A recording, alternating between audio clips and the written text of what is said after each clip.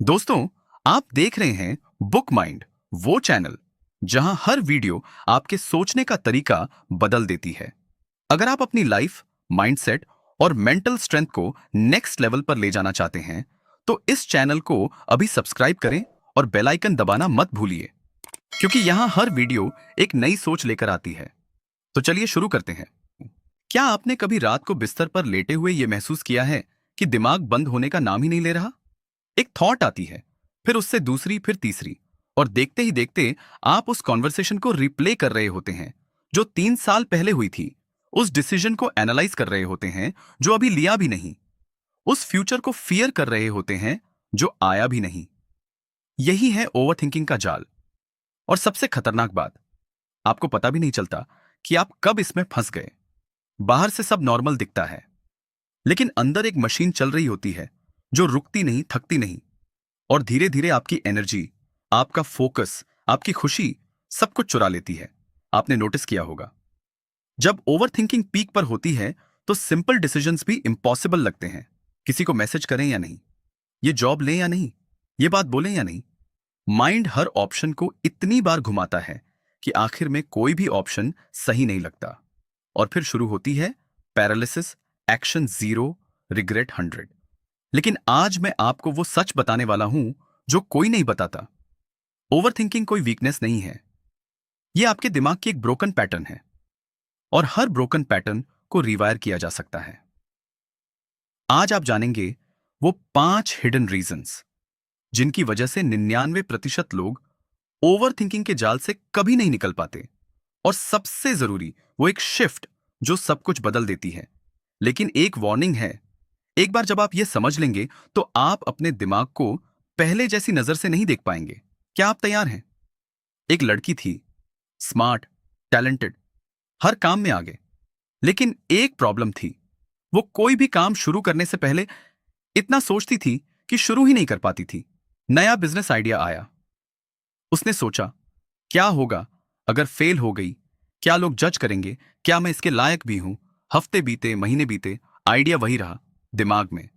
उसे लगता था कि वो सोच रही है, प्लान बना रही है, प्रिपेयर हो रही है, लेकिन सच ये था, वो सिर्फ डर रही थी। यही है ओवरथिंकिंग का सबसे बड़ा झूठ।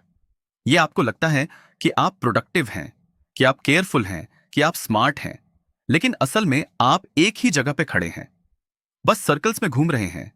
न्यूरोसाइंस कहती है कि जब हम ओवरथिंक करते हैं तो हमारा ब्रेन प्री फ्रंटल कॉर्टेक्स को बाईपास करके अमिगडला में फंस जाता है, यानी लॉजिक की जगह फियर ड्राइव करने लगता है। और फियर का एक ही काम है, रोकना। इसीलिए ओवरथिंकिंग वाले लोग टैलेंटेड होने के बावजूद आगे नहीं बढ़ पाते, क्योंकि उनका दिमाग हर पॉसिबिलिटी में पहले डेंजर ढूंढता है। ये कोई कैरेक्टर फ्लॉ नहीं है, ये एक सर्वाइवल मैकेनिज्म है जो गलत जगह ट्रिगर हो रहा है।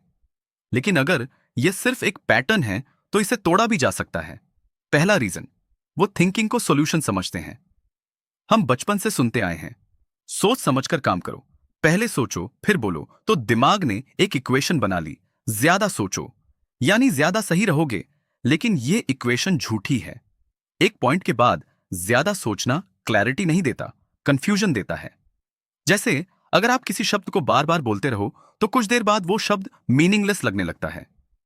वैसे ही जब कोई प्रॉब्लम को बार बार दिमाग में घुमाते हो तो सॉल्यूशन की जगह केओस मिलता है। रियल सॉल्यूशन थिंकिंग से नहीं आता, एक्शन से आता है। दूसरा रीजन, वो पास्ट और फ्यूचर में जीते हैं, प्रेजेंट में नहीं। ओवर थिंकिंग का 90% हिस्सा दो जगहों पर होता है, या तो पास्ट में, मैंने वो क्यों कहा, काश मैंने वो नहीं किया होता, या फ्यूचर में, क्या होगा अगर, अगर ये हो गया तो, अगर वो हो गया तो। और प्रेजेंट कंप्लीटली मिस हो जाता है। जबकि एक सच्चाई यह है कि पास्ट बदल नहीं सकते, फ्यूचर कंट्रोल नहीं कर सकते, सिर्फ प्रेजेंट में एक्शन ले सकते हैं। लेकिन ओवरथिंकर का दिमाग प्रेजेंट को सबसे कम टाइम देता है, क्योंकि प्रेजेंट में एक्शन लेना पड़ता है, और एक्शन में रिस्क होता है, और रिस्क से दिमाग डरता है। तो वो पास्ट और फ्यूचर की सेफ दुनिया में रहता है, जहां सब कुछ इमेजिन है, रियल नहीं। तीसरा रीजन, वो परफेक्शन का इंतजार करते हैं। अभी सही टाइम नहीं है, थोड़ा और प्रिपेयर हो जाऊं, जब सब कुछ परफेक्ट होगा तब शुरू करूंगा। ये सेंटेंसेस सुनने में रिस्पॉन्सिबल लगते हैं, लेकिन यह सिर्फ फियर का दूसरा नाम है। परफेक्शन एक मूविंग टारगेट है, आप उसे कभी पकड़ नहीं सकते। और जो लोग परफेक्ट मोमेंट का इंतजार करते हैं वो हमेशा इंतजार ही करते रहते हैं। जिंदगी के सबसे बड़े मोमेंट्स कभी परफेक्ट नहीं होते, वो बस होते हैं और उनमें जंप लगानी पड़ती है। चौथा रीजन, वो अपने थॉट्स को फैक्ट्स मान लेते हैं। ये सबसे डेंजरस रीजन है। ओवरथिंकर का दिमाग एक थॉट जनरेट करता है, मैं फेल हो जाऊंगा, और वो उसे सच मान लेता है। लेकिन सुनो, थॉट एक थॉट फैक्ट नहीं। आपका दिमाग रोज हजारों थॉट्स जनरेट करता है, उनमें से ज्यादातर रैंडम है, मीनिंगलेस है, आपकी रियलिटी नहीं है। जब आप हर नेगेटिव थॉट को सच मानने लगते हो तो आप एसेंशियली अपने दिमाग की हर स्टोरी को अपनी आइडेंटिटी बना लेते हो, और यही आइडेंटिटी आपको रोकती है। थॉट ऑब्जर्वर बनो, थॉट बिलीवर नहीं। पांचवां रीजन, वो कभी अकेले बैठना नहीं सीखते। ये सुनने में अजीब लगेगा, लेकिन ओवरथिंकर्स असल में खुद से भागते हैं। जब भी साइलेंस आती है फोन उठा लेते हैं, म्यूजिक लगा लेते हैं, कुछ ना कुछ कंज्यूम करने लगते हैं, क्योंकि साइलेंस में उनके असली थॉट्स सुनाई देते हैं। और वो थॉट्स अनकंफर्टेबल हैं, लेकिन सच ये है, जिन थॉट्स से आप भाग रहे हो वही थॉट्स आपको कंट्रोल कर रहे हैं। जिस दिन आप उन्हें फेस करना सीख लोगे वो आपको कंट्रोल करना बंद कर देंगे। अब बात करते हैं उस एक शिफ्ट की। वो लड़की जिसकी बात हमने शुरू में की थी, एक दिन वो फिर से अपने बिजनेस आइडिया के बारे में सोच रही थी। वही पुराने लूप्स, वही पुराने फियर्स। तभी उसने खुद से एक सवाल पूछा जो उसने पहले कभी नहीं पूछा था। ये थॉट, क्या ये सच है या ये सिर्फ मेरा डर है? और उस एक सवाल ने सब कुछ बदल दिया, क्योंकि पहली बार वो अपनी थॉट्स को ऑब्जर्व कर रही थी, उनमें डूब नहीं रही थी। यही है वो शिफ्ट, ऑब्जर्वर बनना। जब कोई ओवरथिंकिंग थॉट आए उसे देखो, जज मत करो, फाइट मत करो, बस देखो। देखो, एक थॉट आई, ये कह रही है कि मैं फेल हो जाऊंगी। इंटरेस्टिंग, लेकिन ये सिर्फ एक थॉट है, मैं ये थॉट नहीं हूं। ये सिंपल लगता है लेकिन ये प्रोफाउंड है। जब आप थॉट के ऑब्जर्वर बन जाते हो तो थॉट की पावर ओवर यू खत्म हो जाती है। अब 3 डेली वेपन्स। पहला वेपन है 5 सेकंड रूल। जब भी कोई डिसीजन लेना हो और दिमाग लूप्स में जाने लगे तो 5 सेकंड्स काउंट करो। 5, 4, 3, 2, 1 और एक्शन लो। ये दिमाग को पैटर्न इंटरप्ट करता है, उसे लूप शुरू करने का टाइम ही नहीं मिलता। दूसरा वेपन है right it down. Over thinking तब और बढ़ती है जब थॉट्स सिर्फ दिमाग में घूमती रहती हैं। उन्हें बाहर निकालो, पेपर पर लिखो।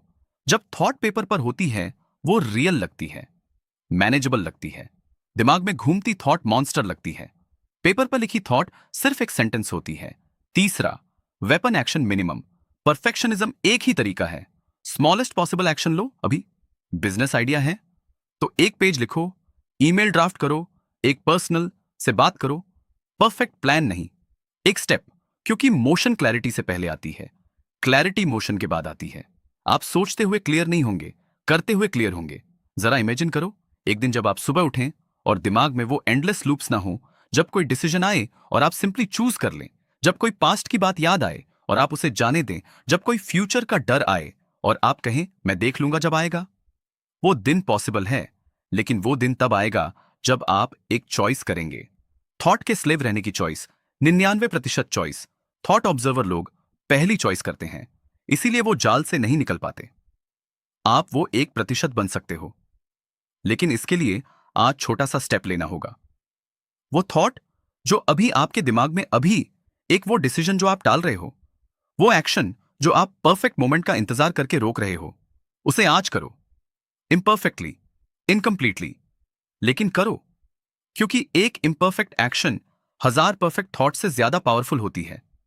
ओवरथिंकिंग का जाल तब नहीं टूटता जब आप उसके बारे में सोचते हो, वो तब टूटता है जब आप उसके बावजूद मूव करते हो।